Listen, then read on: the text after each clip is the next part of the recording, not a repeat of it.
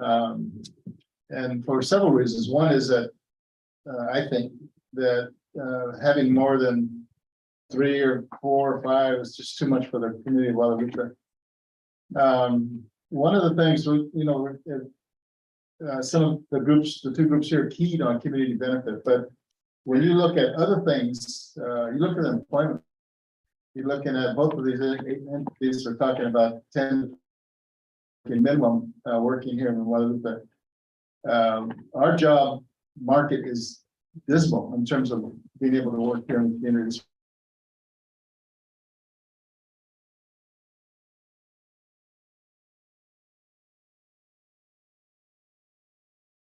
What these 2 entities are proposing for, jobs or pay, employment, the amount of money they're getting paid, the benefits. One of the other things too that when we looked at the 5 individuals dispensaries, I personally was looking at where would they be located if we looked at 5? Where would they be located if we looked at 3? Where do we need infrastructure or we need a business in town? One of them, my thought was looking at the north side of Main Street. It's not very big on Highway 1. There's buildings. One building was the one on the north side of town. The other one was in the middle of town, which is what I was looking at strategically. The other one was toward the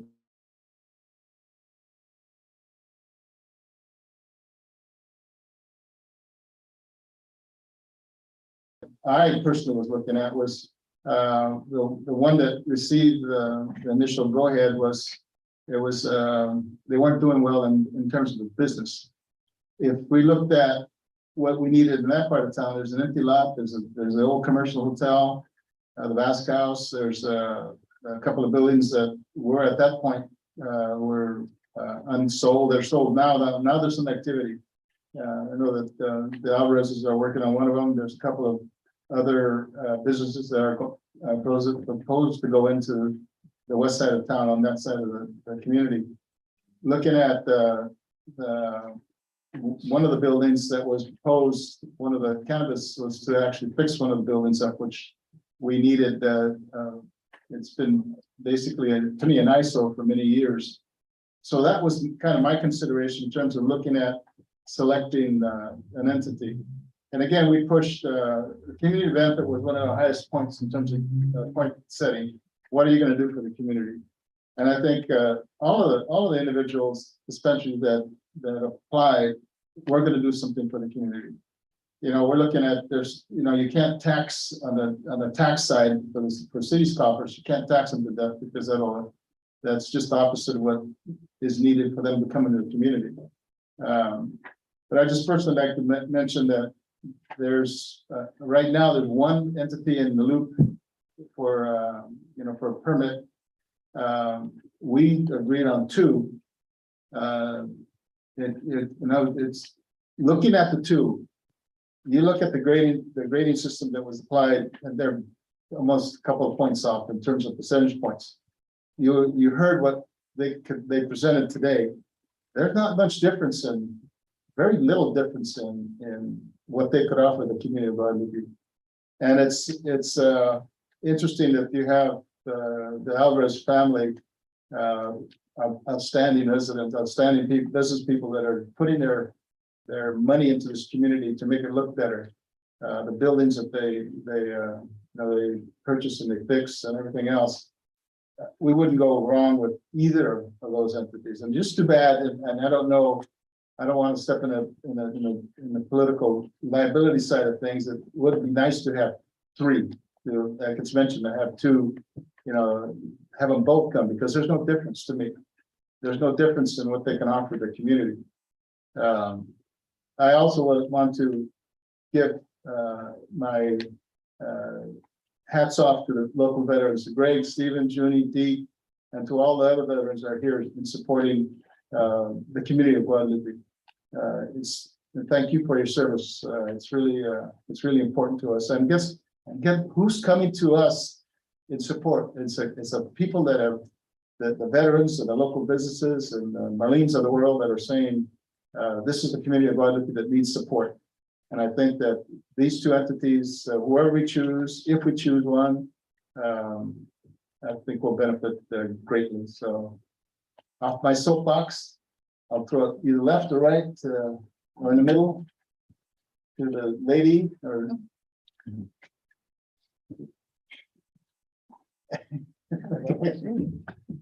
Wow. All right, well, I'll go first. So I have a question actually for both organizations. One of the questions being a little bit of info beforehand. So for those of you who the county has moved along the side of offering, of moving through their planning commission, a license or opportunity to be able to provide the orchid. So with that moving forward, that was actually something I was hoping that would be touched upon for community benefit, because it is something very recently development on here. So I want to hear the opinion of what the impact of that is going to be like for these two organizations having the opportunity of going for a possible license in orchid.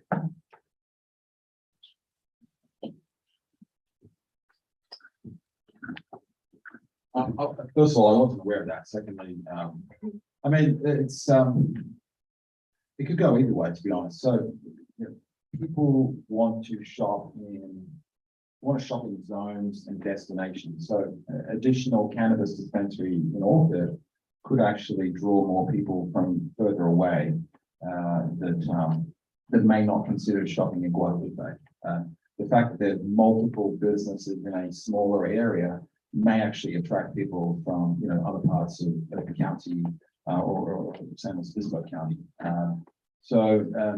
Look, everywhere we operate, we have competition. And whether you're a coffee chain or a cannabis store or a clothing store, competition is welcomed and it's natural and it's part of business. Would there be some impact on Guadalupe's revenue? Possibly. It could also be a benefit though. You may have people coming from a much broader location.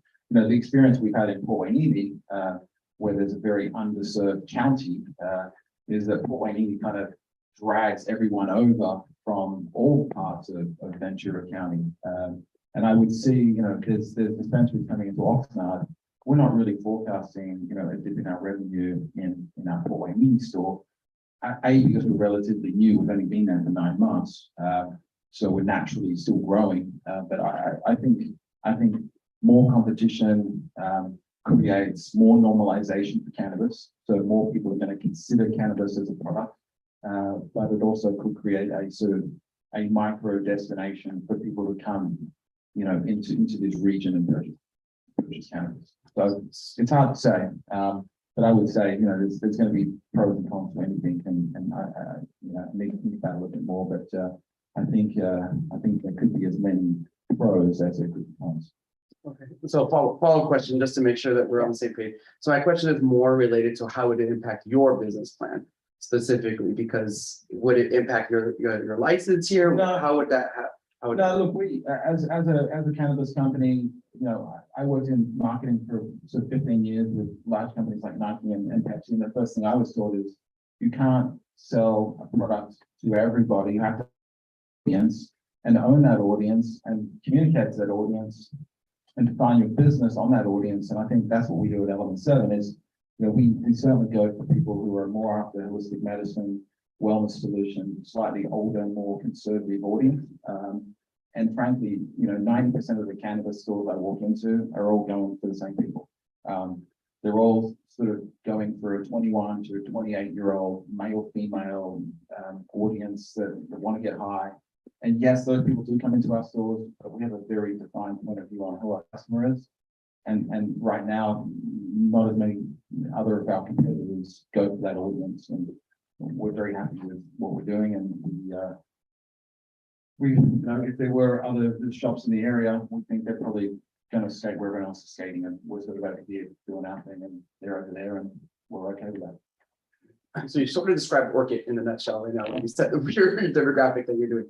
So the other part that kind of worries me about community benefit aspect of things is that we have this we have this business and we have these great jobs that would come in that were $20+, which is amazing. Sure. But I'm thinking of worst case scenario, license comes in for Orchid, you know, your organization, and again, this is the same question I'm gonna ask them. Your organization is decides that they're gonna apply, they decide to move that direction.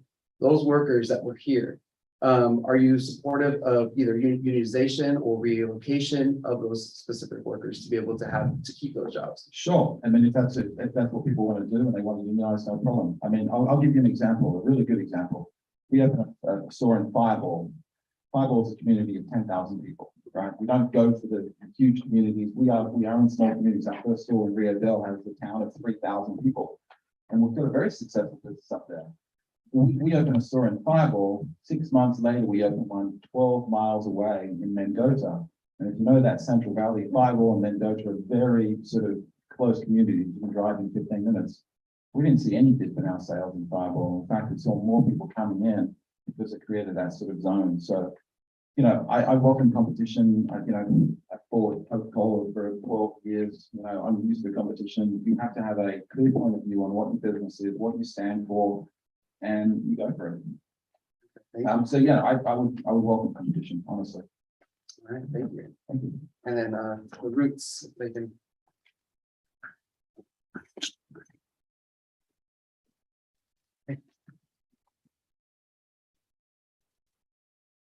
First of all, great question.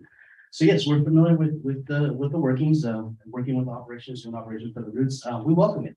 Orchid being, it's going to be Green Thumb Industries, which is parent company with cookies and Lompoc, Element 7 in Lompoc. I'm glad to say that we're one of the premier companies in Lompoc because we know how to adjust to our market. We understand our demographic. We understand that these corporate companies can't compete with the mom and pop style in our relationships. We have access to better products at a better price. You would think it's the opposite because of corporate buying, but the relationships actually work a little bit better in our favor. That's the reason why we're successful in a market like Lompoc, where we have 40,000 people, 11 operating dispensaries, plus not including delivery services, and then another 11 to open. So we welcome the competition. I think it is a benefit to cannabis. It's when they see those crazy prices on that menu, I think people will be more prone to drive to Guadalupe to shop at the roots. Also offer delivery. We offer delivery. A lot of these other companies don't. So our plan is to go after these neighboring cities regardless of competition there. And again, that's a recipe that's worked for us very well, serving the areas demographically or geographically. We have no neighboring cities in Lompoc. You know, we're 17 miles away from the nearest community. So we've definitely developed and implemented plans that drive customers like Guadalupe residents to all the way to Lompoc to shop with us because of our competitive pricing. And we welcome those corporate companies. They have their own unique demographic. They actually do a lot of the marketing for us because they have those big marketing budgets, and we're able to come in and offer an experienced service with our current business plan. And I think we touched on it briefly, right? Corporations coming in to different areas are not used to. They're used to populations that are in the hundreds of thousands, 200,000. So when they come to smaller communities, it's just not the same connection. It's not the same feel. So thankfully for us, Lompoc has been test subject experience to what we can do here. We can do it better. All right, so the other question regarding that was magically the county grants a license opportunities for people to be able to open up cannabis shops, which is kind of looking at that direction in there. Would the workers here be able to either unionize or be able to have relocation to those other positions? Yes. So we have a signed agreement with the UFCW. If our employees want to unionize, of course, we will be supportive of that decision. A little bit about our strategy and our vision. We want to be the premier dispensary, the premier brand in the Central Coast. Therefore, we're focusing on our region. We're focusing on building here in the Central Coast, which Orchid is going through. I think we're all aware, right? Unincorporated Santa Barbara County issued a few licenses about a year and a half ago. So Yeah. six companies are going through that process. Fortunately, we were the ones that were selected for Carpinteria. And as mentioned earlier, this is what we want to call home. This is where we want to share resources. This is where we want to focus. So yes, employees will be able to unionize if they choose so. And part of the careers that we want to create will be people that are local, that are able to share support and help each other out in our region. And just a quick follow-up. Because of our business plan, our current strategy is, the hope is that they don't, that we treat them well enough, we pay them the wages that they deserve, so they don't leave, because talent in this industry is very hard to find, and but we definitely encourage it. We have, former employees here that moved on to other positions in the cannabis industry. And we see it as an incubator program, right? Being able to train these guys to better themselves, so we welcome that. Anytime they're going on to bigger opportunities of another company is appealing and they want to go there, we support that. I'll be the first one to write a letter of recommendation. But we like to create a culture where our employee retention is student roof, and we have a culture that people want to stay employed with us for the longevity. We want to create careers, not, pass through jobs for the community. Thank you. Thank you. Any comments? No, I'm good. Okay. Mr. Robles. Yeah. Oh. I got some hands up. We're gonna keep it over here for a minute. Okay. Just turn it off.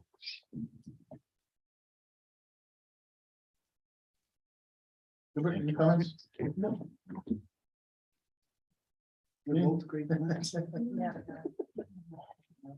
All right, there, I saw some hands come up. I saw. Oh, Gene, I'm sorry, go ahead.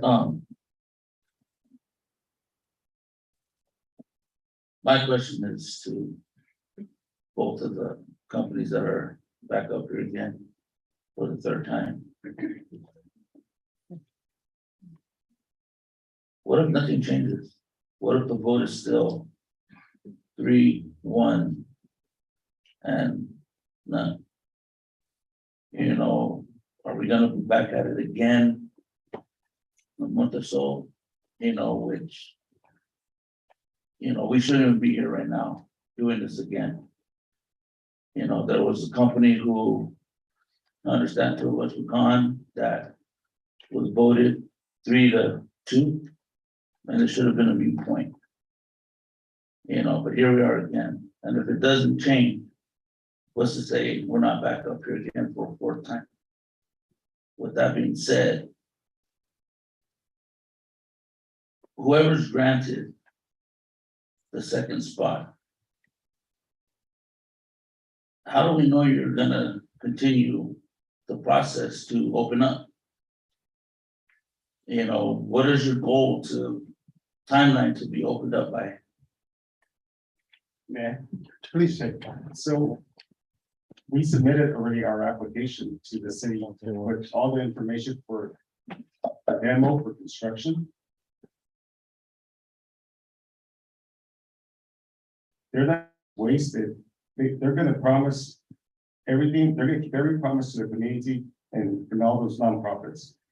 If that was the case, I mean, I volunteer on a regular basis, but Greg here, he doesn't live here, not yet anyway. He's coming to Guadalupe. He believes in this area, but I still volunteer. I'm still gonna volunteer. I'm not going away. So as far as giving back to the community, that's gonna stay the same. However, the difference between both of these companies is Element 7 will perform, and that's guaranteed. Piggybacking off of Luca's comment, I think it is really important to know that Element 7 is ready tomorrow, right? We're ready to open. And not only will the community work continue because we have relationships that we've built that are real relationships, right? Like as a young woman of color who works in community development in cannabis, I'm really lucky and excited to have met Lupe and to have met other folks in this community like Tom, who not only have a shared vision for what it looks like for communities to be supported, but who have a shared vision to what cannabis can do for communities. And we know that our work here will continue. I'm excited to introduce a lot of your local nonprofits that we've met so far to additional funding opportunities, not just to Element 7. And that's really the benefit, I think, of working with a company like ours that is established and ready to hit the ground running and to continue the work that we've been doing. And so I don't think it's a question of.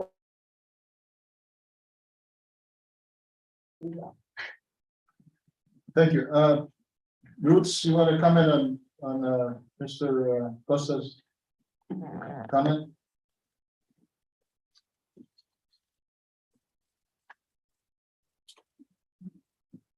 Um, Yeah, nothing changes, you know, again, do apologize, I felt that was directly at us, and we didn't do this out of pettiness. We truly believe we're the right candidates for this city. That's why we're here tonight. We wanted to make sure that every person was in the room that needed to be here to get a fair assessment, a fair shot at the candidates. We're still gonna continue to support, again, Lupe, Gustavo, they're not going anywhere. These are friends, these are relationships. We're gonna do our best to support being, neighboring cities. How fast are we ready to go? As fast as you allow us is the reality. We have the contractors, we have everything in place. We've done this already in this community. So we have that ready to go tomorrow. The reality is it's government that holds us up. It's the red tape, it's building, planning, the time to get the reviews back. That's what holds us up. But we have a staff, ready to train any new hires here. That's literally 20 minutes away. So we're ready to go as fast as you'll let us go, and nothing changes. We're still part of the community. Again, we want to be the premier dispensary and community benefits partner in this 805, stemming from Ventura all the way up north and up north Paso. So we're here. You're going to hear about the roots and what we do, community benefits in the newspaper, on the news, for every community in our area, because we're from here and we believe in our cities and our neighborhoods. So we're here to stay regardless, and we appreciate it. I know it's an inconvenience and it's a lot more grueling than it should be to make a decision, but if we didn't believe as strongly as you did, we wouldn't be here tonight fighting for this chance. Check the performance, go back to the paperwork. We're realistic to what the city of Guadalupe economically will bring to the roots.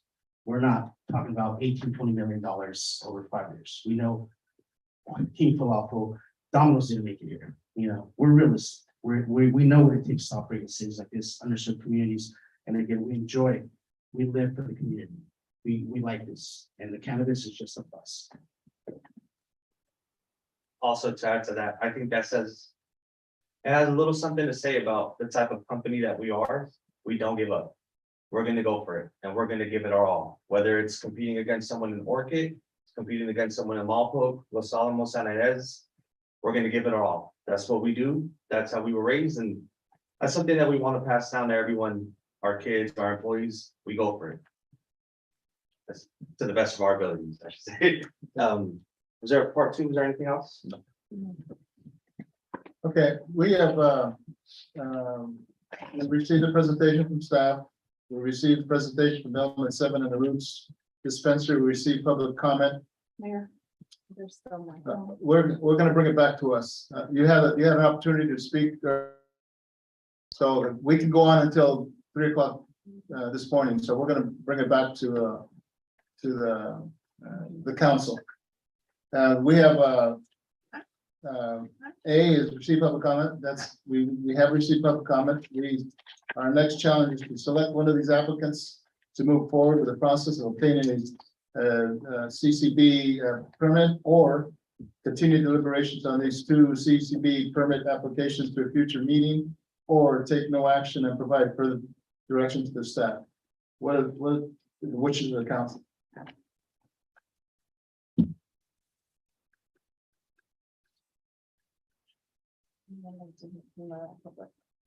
The one that was. Okay, yeah. She wants to hear from the public as well. Is it okay? Yeah, the ones who raised their hands and wanting to speak, I will speak. Okay. Second that.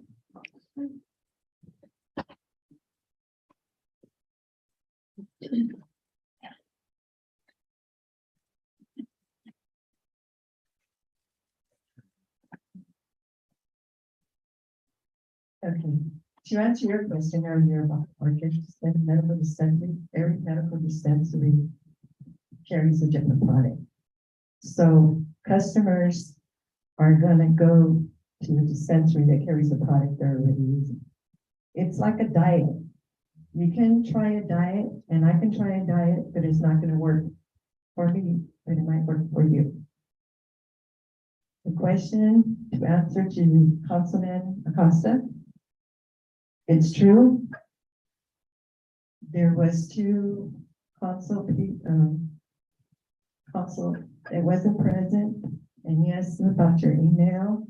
But it was still, there's 1, 2, 3, 4, 5. There were still 3 votes. As yes, and maybe 2 as no. So, and as far as the product, there's so many medical dispensaries in Walpole. And Elevate was one, not Element. Elevate was number 1 in Walpole. Made a lot of money.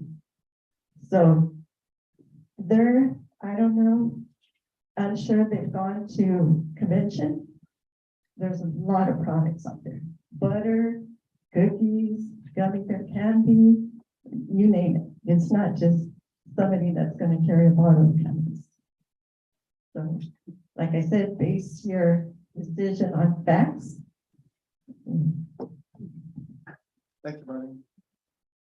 Chairman Stephen? I just wanted, as a community partner. Yeah, come up. Roger. Your voice needs to be heard. Okay. As a community partner, I forget, I don't usually see it often. As a community partner and a beneficiary of an Orchid Cannabis Club, I wanted to know if you'd like to hear what it's like from our standpoint in receiving funds from the community and what happens whether or not people are still pursuing. It was an opportunity to answer more of your question. My question was just more of just if people, when they commit to one community, if they stay there, if another community nearby, would they stay there? Okay. Yeah, mine was based upon, or do you actually receive things that people say they're gonna do? So, you know, that was it. So, all Perfect. right, Thank you. thank you. Okay. Jean,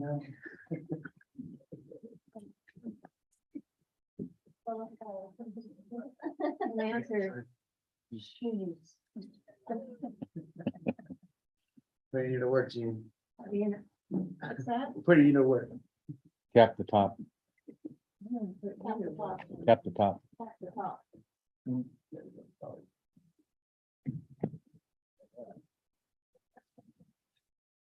An answer to Councilman Costa's question. What if, you know, that's a pretty broad question. And what if the sky falls tomorrow? I don't know. So I don't think anyone can really answer that question. It's pretty nebulous, in my opinion. thank you. All right, back to the council.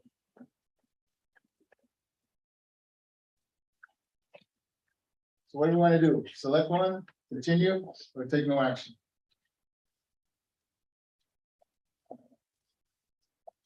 We've already done. Selected before, so I think we need to just select. Which other ones gonna take that vacancy. You have a motion? My motion to pick one. Which one? My motion was to. Vote on. One, two. Which? You sound like a politician. Which one of the two? If I may help you. This is tough. This is tough It decision. is. Yeah. Because. The two I voted for are not here to get a chance to give a second or third presentation. But it's understandable, my fellow. Partners up here, asked for two to come back.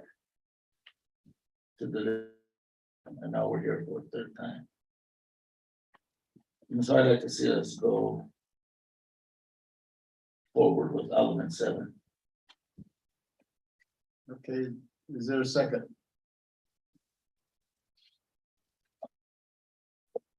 I'll go ahead and second that. Any discussion? Roll call, please.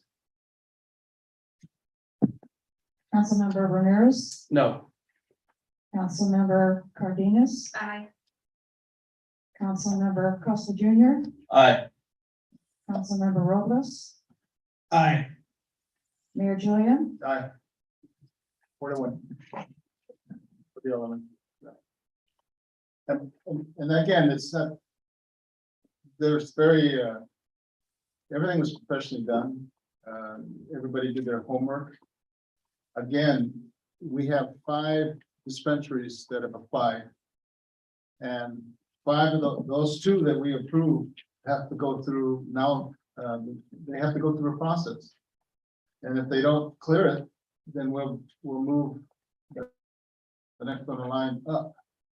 Hopefully, everybody that's approved will move forward, so. Any comments from staff or any closing remarks? So, is there a motion to adjourn? I'm on for it. I will second. Any discussion? All those in favor of the motion? Okay, all those in favor of the motion say aye. Aye. Adjourn. Thank you all. That's good.